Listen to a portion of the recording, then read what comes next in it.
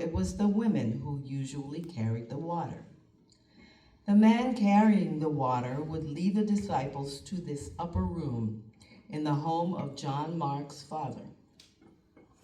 The upper room was a guest room built on the flat roof of the house.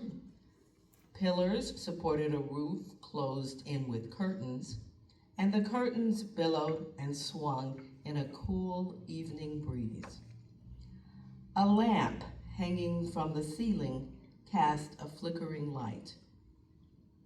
The men were reclining on couches around a low U-shaped table. At Jesus' left was Simon Peter, and at his right was John. In a quiet voice, Jesus spoke to his disciples. I have eagerly desired to eat this Passover meal with you before I suffer. Days before, Jesus had told his apostles, Behold, we go up to Jerusalem. The Son of a Man shall be mocked and spitefully entreated, and they shall scourge him and put him to death. On the third day he shall rise.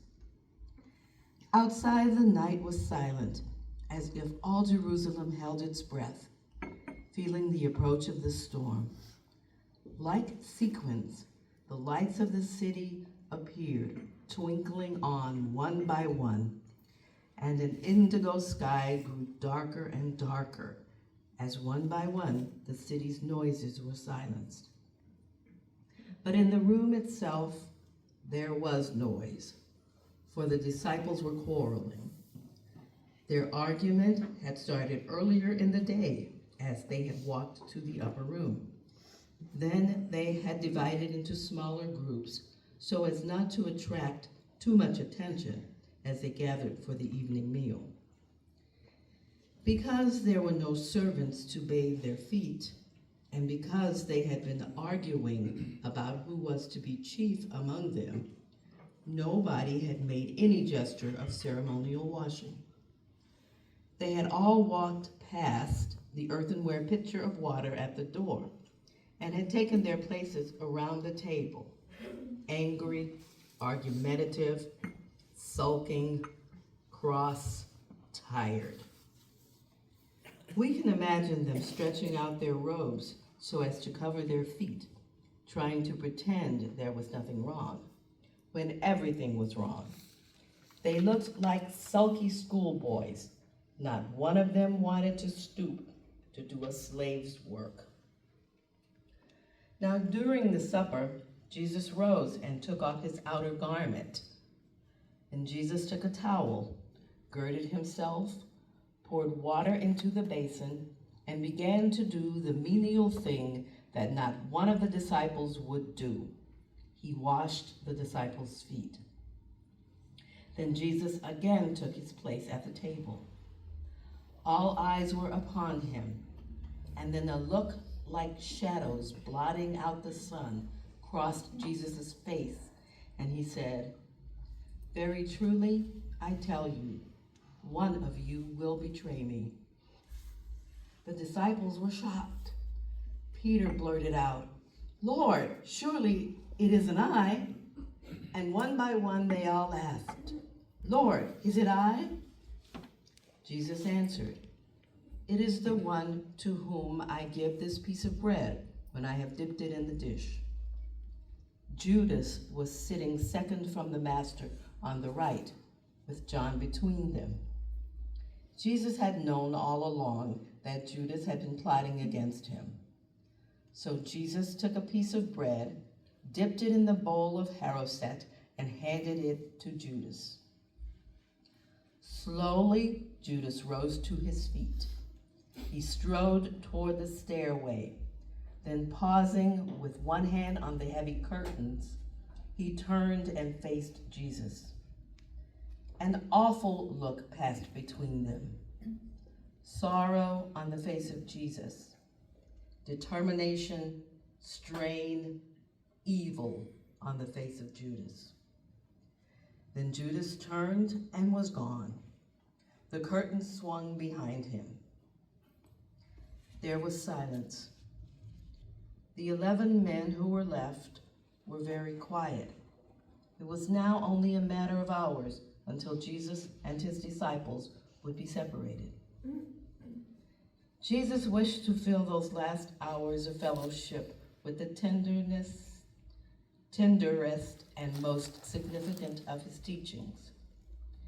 We can catch the quiet intimacy of that fellowship. The voice of Christ was very soft and low, tender with farewell. Unforgotten words of parting and comfort were spoken by Jesus to his friends. There was light in the upper room that night, but beyond that light lay a death-ridden world. In the midst of the military might, that was Rome, where life was cheap. In the philosophers' porticos of Athens, where the mind found no hope. In the dangerous living areas of the great shipping centers of Asia Minor, and in the disease-infested alleys of Old Jerusalem. Men feared death, dodged its hideous grasp, and could nowhere find respite from their fears. But here was something new. Here was one facing death, not afraid, but confident, already triumphant, already speaking about seeing his friends again, about never leaving them. It was now almost midnight. The Last Supper was over, and when they had sung a hymn, they went out into the dark and deserted streets. Moving in little silent clusters, they walked along the narrow cobblestone streets, past the lower pool and through the fountain gate. Slowly they moved up the hill toward their favorite rendezvous, a garden called Gethsemane.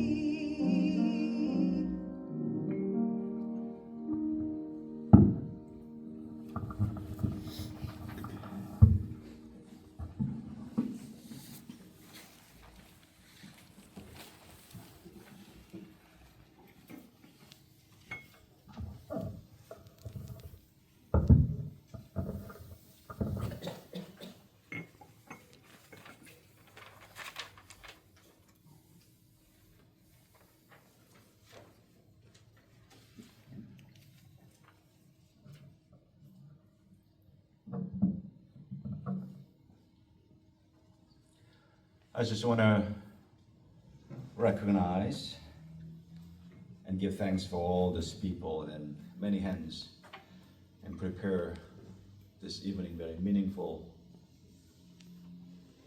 Madeline, thank you again for your tireless efforts and coordination. You've been so patient that we've been studying 33, 4 people counting, and then been very flexible for the late sign up and maybe show up. We've been just taking everybody in.